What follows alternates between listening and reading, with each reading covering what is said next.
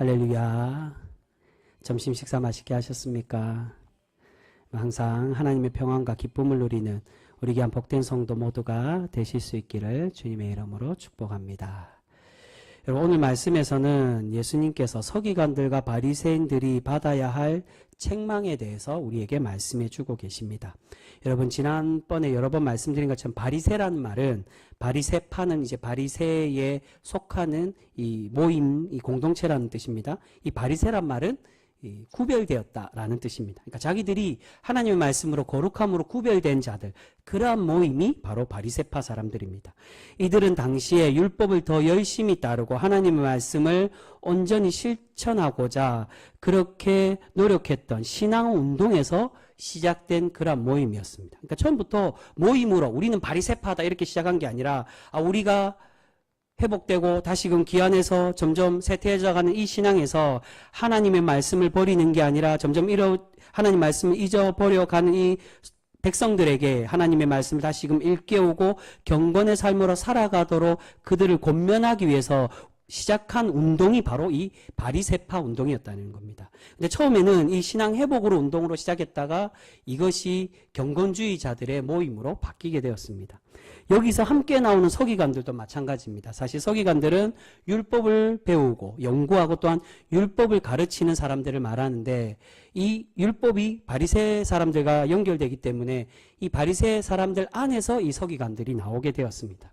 그런데 문제가 왜 이들이 예수님께 지금 책망을 받고 있습니까? 그것은 처음에는 순수한 열심으로 시작되었던 이 운동이 시간이 지나면서 그들의 열심들은 변질되고 결국 외식의 모습, 예수님이 책망하는 것처럼 가식적이고 위선적인 모습만 그들의 신앙에 남게 되었기 때문입니다. 처음에는 순수하게 시작했지만 이것이 시간이 지나면서 변질되었다는 겁니다. 지금 예수님은 이들의 위선이 과연 무엇인지를 우리에게 설명하며 말씀해주고 있습니다. 우리 그 말씀 한번 보겠습니다. 2절과 3절 말씀입니다. 오늘 우리 같이 읽은 말씀 2절 3절 같이 읽습니다. 시작. 서기관들과 바리새인들이 모세의 자리에 앉았으니 그러므로 무엇이든지 그들이 말하는 바는 행하고 지키되 그들이 하는 행위는 본받지 말라. 그들은 말만 하고 행하지 아니하며. 아멘. 2절에서 그들이 모세의 자리에 앉았다라고 말합니다. 이 모세의 자리에 앉았다는 건 모세의 율법을 해석하고 가르칠 수 있는 그러한 위치에 있다는 겁니다. 그런데 3절에서 예수님은 이들이 말하는 가르침을 행하고 지키라고 그렇게 권면하고 있습니다. 왜냐하면 이들이 가르치는 내용이 율법에 있는 내용이기 때문에, 하나님의 말씀이기 때문에 그들이 말하는 건 틀리지 않고 옳기 때문이라는 겁니다. 그런데 그들의 말이 옳다고 해서 과연 예수님이 이들을 칭찬하기 위해서 그들의 말을 따르라고 하는 것이냐? 그렇지 않고 도리어 이것으로 책망을 하고 계십니다. 이 말씀의 주된 목적은 이들의 입으로 나오는 가르침은 옳은 것이지만 그 나머지의 모습이 어떻다는 겁니까? 말만 하고, 그래서 3절 후반절에 그 말씀을 하죠.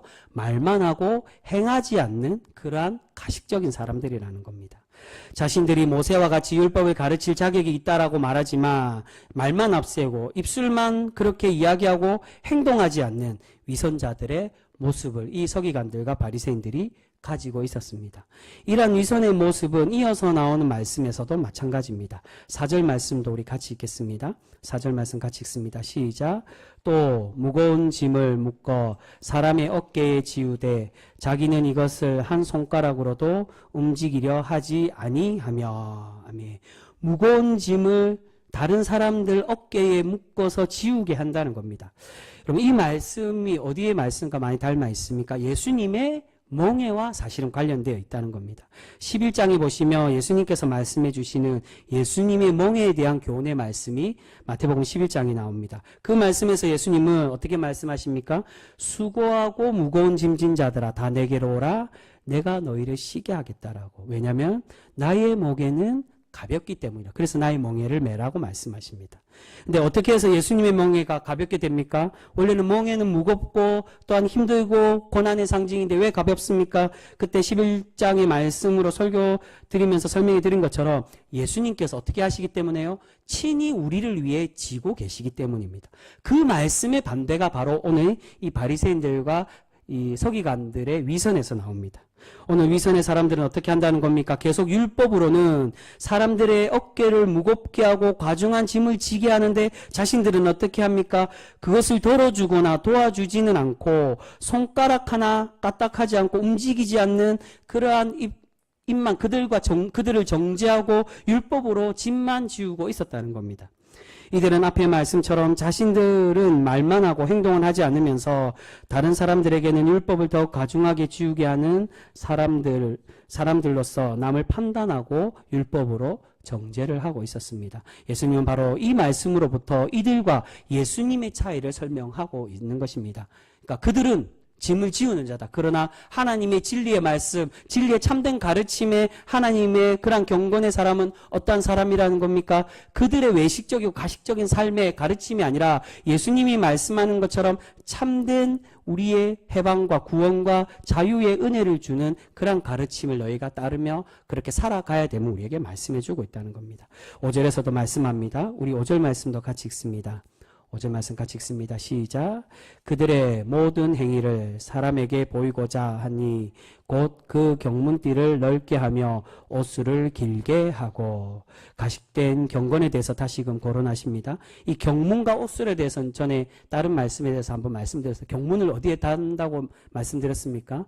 오늘 본문에는 그냥 띠만 넓게 한다라고 얘기했는데 이마에, 랍비들이 이마에 달고 다니고 굉장히 흉하게 보입니다. 네모난 가죽으로 된 이 경문, 이 말씀이든 주로 이제 셰마의 말씀, 신명기의 말씀을 적은 그 문서를 작은 가죽함에다 넣어서 내가 말씀을 가지고 있다. 그것을 자랑하기 위해서 이마에 이것을 누가 봐도 저 경문이네라고 느낄 정도로 그렇게 이마에 달고 있었다는 겁니다. 옷술도 마찬가지로 옷술을 원어로 치치트라고 말씀드렸습니다. 외투에 겉옷에 이게 현대 와서는 큰 겉옷이 아니라 기도 숄, 머리에 쓰고 이제 어깨 등까지만 오는 작은 이제 숄로 바뀌게 되는데 이 겉옷의 네 기퉁이 끝에 흰색과 청색으로 된 실을 이제 옷술이라고 합니다. 그 네 옷술의 네 기퉁이에 이 카나프라고 되어 있습니다. 그 끝을 이게 날개란 뜻도 있고요. 카디프라고 되어 있는 그곳에 옷술을 달아서 내가 경건의 삶으로 살아간다라는 걸 자랑하기 위해서 그렇게 달고 있었다는 거예요. 사실은 이게 신명기에 다 나오는 말씀이지만 하나님이 경건의 백성으로 살아가기 위해 경문을 가지며 말씀을 기억하고 옷술을 달아서 하나님의 말씀과 동행하는 사람임을 기억하라고 그렇게 명하며 말씀해 주고 있었습니다. 그런데 이들이 현대 와서는 어떻게 하고 있다는 겁니까? 경문의 띠를 넓게 하고 옷술은 길게 늘어뜨리고 다른 복음서의 말씀에 보면 이 옷술이 너무 길어서 발에 끄여서 밟힐 정도로 길게 늘어뜨렸다는 원래는 이 경건을 상징하기 때문에 발에 밟히도록 하면 안 되는데 이 바리새인들과 서기관들이 자신들의 경건을 자랑하기 위해서 점점 느리고 다녔다는 겁니다. 여러분 왜 느리고 다니고 또한 이 띠를 넓게 합니까? 사람들이 보게 하기 위해서.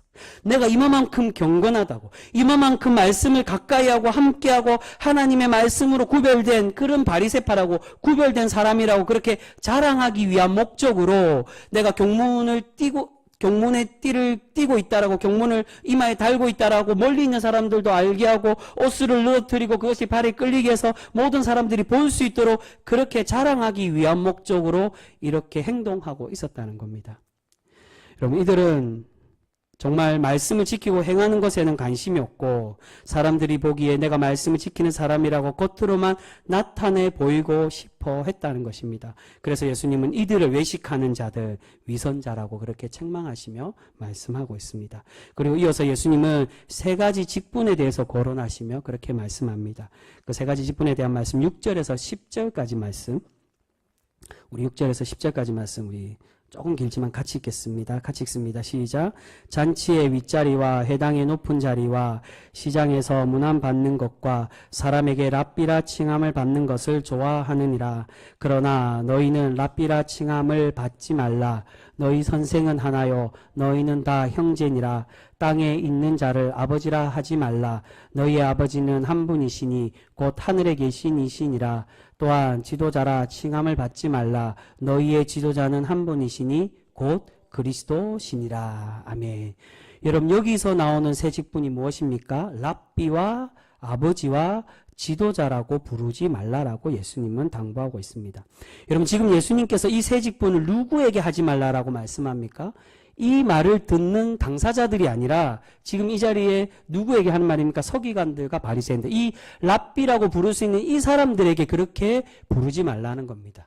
근데 랍비를 랍비라고 부르지 말라는 그 뜻이 아니라 사실은 6절과 7절 말씀은 원어상에 보면 랍비어 이게 두 번 반복이 됩니다. 그 말은 랍비를 두 번 부르는 이유는 존경하는 의미로, 선생님 존경을 받기 위해 자기가 랍비가 되고 랍비라고 칭함받으려고 노력하지 말라는 겁니다. 아버지도 마찬가지입니다. 당시에 이 아버지는 육적인 아버지, 그들을 부르지 마라, 불효해도 된다, 그걸 말하는 게 아니라 랍비, 선생을 아버지라고 부르고 있었다는 겁니다. 우리 지금으로 보면은 로마 카톨릭의 신부를 어떻게 부릅니까? 영어로 보면 파더라고 부릅니다. 아버지라고 부릅니다. 그거와 동일한 그런 표현입니다.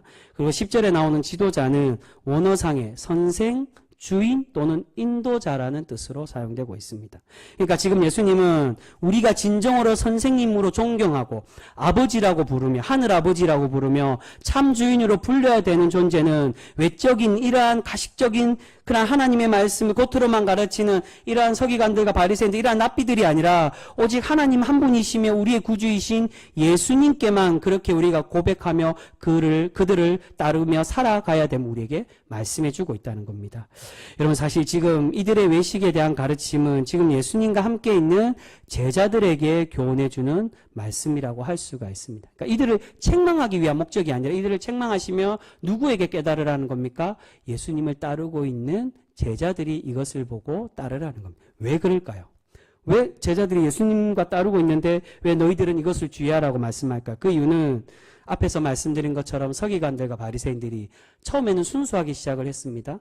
율법의 거룩함을 위해 우리는 바리새파라고, 구별된 사람들이라고 그렇게 신앙운동으로 시작했는데 시간이 지나면서 점점 변질되었던 것처럼 예수님의 공동체, 예수 그리스도의 교회 성도들과 제자들 또한 마찬가지로 시간이 지나면서 이런 외식과 자기 자랑과 자기를 나타내는 모습으로 점점 변질되어져 가고 있었기 때문에, 그래서 예수님이 자신과 서기관들 바리새인들을 비교하며 말씀하는 겁니다. 나는 너희들의 멍에를 가볍게 하는 진리의 하나님이고 그들은 무겁게 하는 거짓된 교사라고, 또한 나는 진정으로 너희들에게 아버지라고 참된 주인이며 참된 선생이라고 부를 수 있는 그런 하나님과 또한 하나님의 대표자, 그런 중보자 그리스도인데 그들은 그렇지 못한 가식적인 사람이라고, 그렇기에 너희는 그들을 닮아가는 것이 아니라 하나님의 참된 구별된 제자들은 주님의 참 거룩한 모습을 닮아가는 제자가 되라고 우리에게 말씀해 주고 있는 것입니다.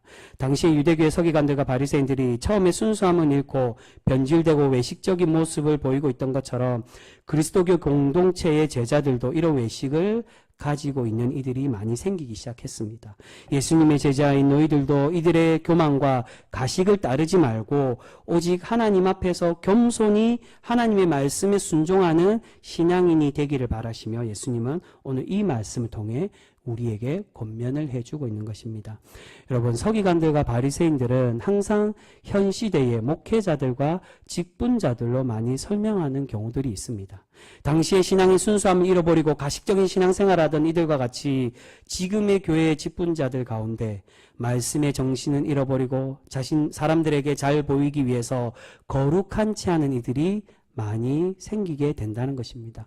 여러분, 오늘 예수님은 그런 가식적인 사람들, 겉으로는 거룩하고 경건한 것처럼 보이지만 말만 하고 실천하지 않는 사람들을 예수님은 책망하고 계십니다. 그래서 오늘 말씀에 이어서 예수님은 7가지의 화에 대한 선포로 우리에게 말씀해 주고 있습니다. 우리 그 말씀 한번 볼까요? 오늘 마지막 말씀 13절 말씀입니다.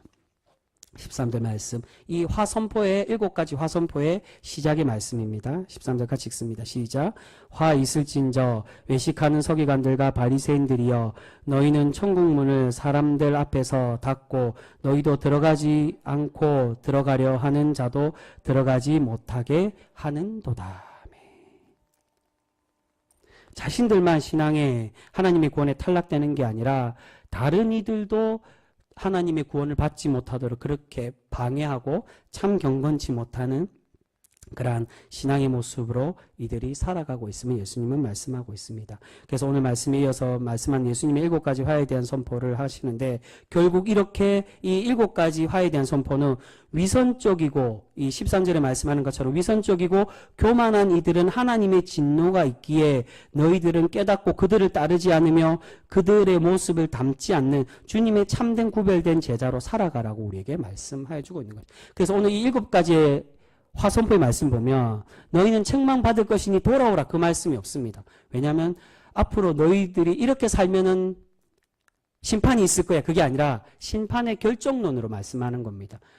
예수님은 그냥 저주하는 게 아니라 너희의 앞으로의 삶은 하나님의 심판의 삶이라고. 그렇기에 어떤 말씀을 주는 겁니까? 그들이 돌아오라는 말보다는 예수님의 제자들이 지금 그 화를 당하는 하나님의 심판을 그렇게 선포받는 이러한 이들과 같은 삶이 아니라 하나님의 구별된 성도는 그들의 외식과 가식적인 것은 끊어내고 하나님의 거룩한 삶으로 살아가라고 우리에게 당부해주고 있는 것입니다.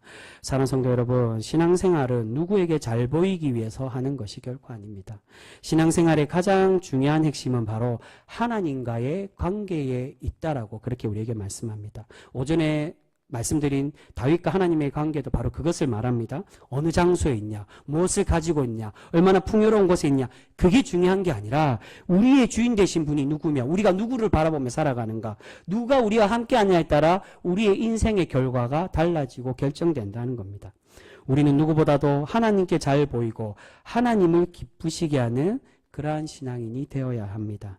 내가 헌신하고 봉사하는 모습, 열심히 신앙생활하는 모습이 사람에게 잘 보이기 위해서 하는 것이라면 그 모습은 결코 하나님께서 기뻐 받지 않으심을 우리는 분명히 기억해야 될 줄 믿습니다. 여러분, 우리의 신앙이 참된 것인지 아니면 이미 우리가 스스로 우리가 거짓된 것인지는 우리의 모습에서 이미 우리는 스스로 다 알고 있습니다. 우리가 자신을 속일 뿐이지 내가 정말로 진실된 신앙의 고백의 삶의 헌신의 모습이냐 거짓된 것이냐, 그는 자신이 스스로가 알고 있다는 것. 무엇을 알고 있습니까? 자신의 신앙의 행동에 그 모습이, 우리의 방향이 어디에 있느냐에 따라 우리의 신앙이 참된 것인지 아닌지를 알 수가 있습니다. 혹여 내가 나의 신앙의 행동이 다른 사람들이 알아주길 바란다든지, 아니면 누가 알아주지 않는다고 실망하고 낙심하든지, 또는 나의 열심으로 하나님의 상급이 아닌 이 땅에서의 상급을 바란다면 그것은 결국 지금 책망받는 서기관들과 바리새인들과 같은 위선의 모습과 같은 모습이 될 수밖에 없는 것입니다. 여러분, 혹여 우리 자신의 신앙의 열심이 땅에 쏟아버리는 헛된 노력과 열심으로 우리가 그렇게 혹여 살아가고 있지는 않습니까? 오늘 예수님은 이러한 자들에게 하나님의 화가 있을 것이라고 우리에게 당부하시며 말씀합니다. 여러분, 그렇게 우리가 이제 하나님께 책망받는 가식적인 신앙의 모습이 아니라 하나님 앞에 정직하고 말과 행동에서 참된 순종의 삶으로 살아가는 그런 거룩한 성도 우리 모두가 되실 수 있기를 소망합니다.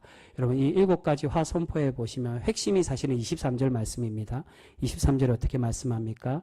너희가 중심과 행함도 버리지 말고 이 모든 것을 가지며 살아가는 신앙인이 되어야 됨을 우리에게 말씀합니다. 바리새인들과 서기관들은 행동만 있었지만 중심이 없었다, 사랑이 없었다라고 그렇게 예수님이 책망하시지만, 그러나 그들의 행동, 그래서 2절과 3절에 그렇게 말씀하는 겁니다. 그들이 말하는 건 따라야 된다, 옳은 것이라고. 근데 진짜 중요한 게 뭐냐? 그들은 중심이 없었다라고. 하지만 우리의 실천과 중심 모두 다 온전히 경건한 신앙인의 삶으로 그 두 가지를 다 챙기며 살아가는 신앙인이 되어야 됨을 예수님은 우리에게 말씀해 주고 있습니다. 사랑하는 성도 여러분, 우리가 오늘 말씀에 나오는 서기관들과 바리새인들과 같이 그런 외식과 가식의 위선적인 신앙의 모습이 아니라 오직 하나님의 은혜의 말씀과 하나님의 뜻대로 살아가는, 우리의 중심과 우리의 마음을 다하여 그렇게 하나님의 뜻으로 살아가 하나님께 칭찬받는 그런 거룩한 성도 우리 모두가 되실 수 있기를 소망합니다. 우리가 그러한 성도로 살아갈 때 하나님이 우리의 삶을 기뻐 받으시고 날마다 칭찬하여 주시며 우리를 참 구원의 백성으로 우리를 삼아 주실 줄 믿습니다. 그러한 구원의 성도로 날마다 살아가실 수 있는 우리 귀한 복된 병성교회 모든 성도 되실 수 있기를 주님의 이름으로 축복합니다. 기도하겠습니다.